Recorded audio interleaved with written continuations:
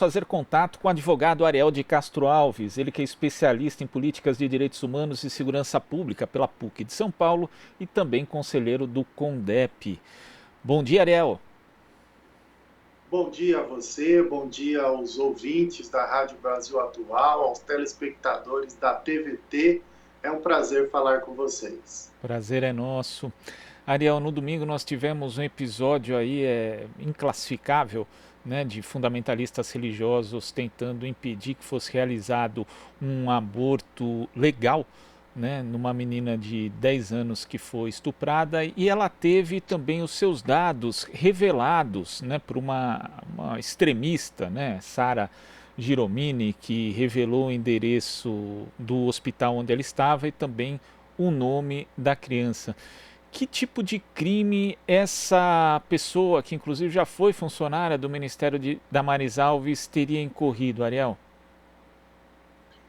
Nós temos aí várias violações à própria Constituição Federal, ao artigo 227 da nossa Constituição, que trata do direito ao respeito, à dignidade, à integridade física e psicológica e moral das crianças e adolescentes, e também os artigos 17, o artigo 4º do Estatuto da Criança e do Adolescente, que também tratam dessas questões, do direito ao respeito, à dignidade, à integridade física, moral, psicológica, e também a necessidade de respeitar a imagem, a privacidade, a identidade das crianças e adolescentes. E nós temos, no caso dela, o cometimento da incitação à prática de crime. Poderíamos ter ali um linchamento que foi gerado através do chamado dela, através das redes sociais. Ela então identificou a criança, ela colocou o local onde a criança estava, onde seria realizado o procedimento de aborto em razão do estupro sofrido por aquela criança e também o risco à vida dela decorrente daquela gestação tão precoce. E então essa ativista chamou as pessoas para lá. Um linchamento poderia ocorrer contra a criança, contra a avó da criança que estava acompanhando ela e contra os membros da equipe médica. Mas as pessoas então já estavam preparadas diante daquela situação e elas entraram escondidas. Inclusive tiveram que se esconder no porta-malas de um veículo, a criança e a avó, para que elas pudessem não ser agredidas, não ser vistas por aquelas pessoas que estavam ali na frente tentando invadir o hospital. Isso é crime previsto no Código Penal brasileiro, é incitação à violência, incitação à prática de crime, e essa ativista, então, e as pessoas que participaram daquela tentativa de invasão do hospital, de agressão contra a criança e a equipe médica, podem ser responsabilizadas com base no Código Penal brasileiro. Agora, a divulgação de dados por conta dessa pessoa é crime, mas a violação do sigilo também, o vazamento também é, Ariel? É necessário apurar quem foi que vazou esses dados para essa pessoa? Sim, inclusive se foi algum funcionário ou a própria ministra Damares, porque nós temos também a previsão de crime no Código Penal brasileiro, no artigo 325, de quem, em razão do seu cargo, da sua função, revela um fato que seja segredo, que seja sigiloso, que seja protegido. Então, é necessário uma investigação. Se esse vazamento de informações ocorreu a partir da Prefeitura de São Mateus, ou a partir de alguém da própria área de saúde, ou a partir do governo do Estado, ou mesmo do Ministério dos Direitos Humanos, da ministra Damares, porque também existem informações de que pessoas ligadas à ministra tentaram convencer, tentaram de todas as formas falar para a avó que esse aborto não deveria ser realizado, que a família seria apoiada para que o filho da menina fosse mantido.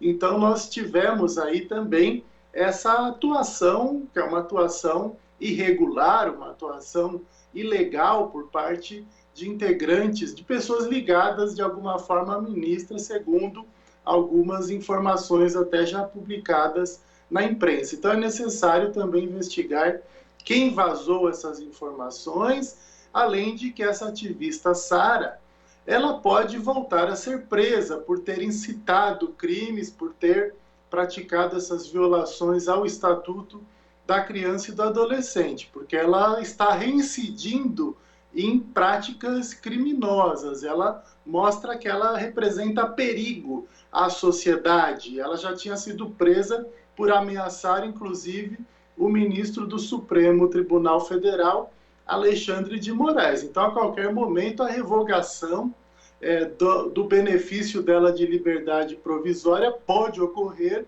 e ela pode voltar para a cadeia se ela, por conta de estar realizando essas atividades, essas práticas criminosas, como fez nesse último final de semana. Isso mostra que vivemos no Brasil uma ascensão da barbárie, uma ascensão do fundamentalismo, da intolerância. Isso é abominável. O Estado brasileiro é laico, não tem religião.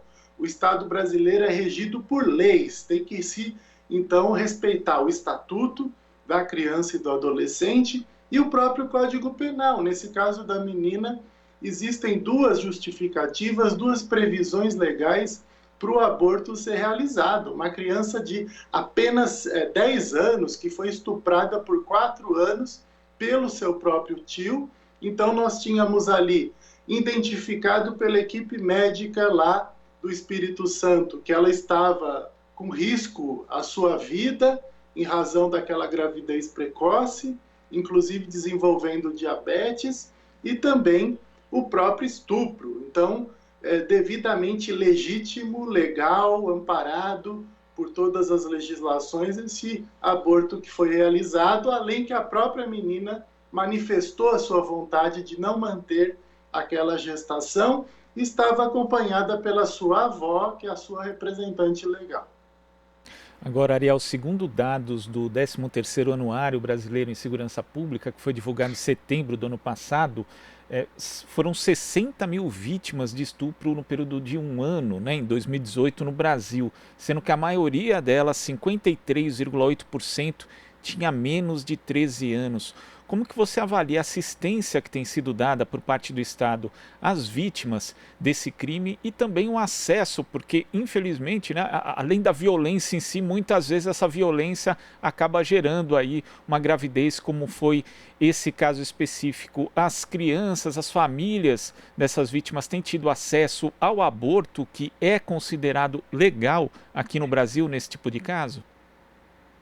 Você traz um dado, né, muito importante do anuário, e nós verificando os números do anuário, são 4 estupros a cada hora no Brasil de crianças e adolescentes com menos de 14 anos de idade. Isso realmente é muito grave, é algo que nós devemos todos, como sociedade, nos preocuparmos e estarmos atentos ao que acontece na nossa vizinhança, ao que acontece na nossa comunidade.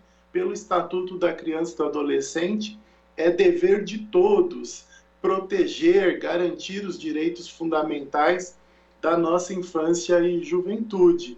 Nós temos 6 abortos por dia, também de crianças e adolescentes entre 10 e 14 anos de idade, segundo o próprio Ministério da Saúde, em casos decorrentes de estupros. Então, são 6 abortos por dia de crianças entre 10 e 14 anos, em casos que decorrem de estupros. Isso também mostra a gravidade do problema. Geralmente, os abusos sexuais, em 70% dos casos, ocorrem em ambientes domésticos, muitas vezes praticados por pessoas da confiança da vítima, até por familiares, como ocorreu nesse caso da menina de 10 anos. Então, é necessário que o Estado realmente dê total apoio a essa criança agora de 10 anos, que ela tenha total amparo, atendimento psicológico, social, diante das sequelas, dos traumas,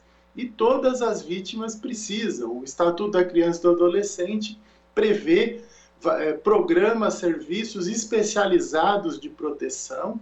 Temos uma lei de 2017 também, de autoria da deputada Maria do Rosário, que trata de todo um sistema de proteção às crianças e adolescentes vítimas de violência, a necessidade de delegacias especializadas de proteção de crianças e adolescentes para investigar esses casos, para que não fiquem impunes. São Paulo é o único estado do país que não tem delegacias especializadas de proteção de crianças e adolescentes, e a necessidade de varas especializadas também para que esses casos sejam julgados, sejam devidamente abordados pela justiça, exatamente porque a impunidade também acaba gerando novos casos. Agora, Ariel, quando a gente analisa esse caso, né, como você lembrou, a menina se enquadrava nos dois, né, nas duas previsões legais de permissão de aborto aqui no Brasil, né, decorrente de estupro, e ainda envolvia risco de vida para ela, só que esse caso teve que ser levado à justiça, ela não conseguiu executar o procedimento ali no Espírito Santo, teve que ir para outro local. Como é que você vê justamente essa incapacidade do Estado brasileiro de prover esse tipo de assistência nesse momento? E também queria que você avaliasse o papel do judiciário e também de órgãos como o Ministério Público nesse tipo de caso, Ariel. Sim, nós temos uma portaria desde 2005 do Ministério da Saúde.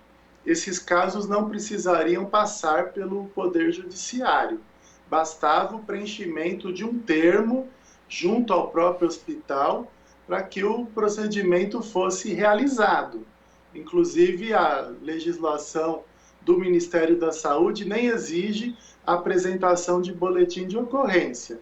Basta ela representada pela avó, pela representante legal, então, preencher um termo. Mas nós temos os hospitais geralmente ficam inseguros de realizar diante da falta de ordens judiciais. Nesse caso, mais grave ainda, o Hospital do Espírito Santo não quis realizar, mesmo com uma ordem judicial. Ela teve que ser transferida para o Recife.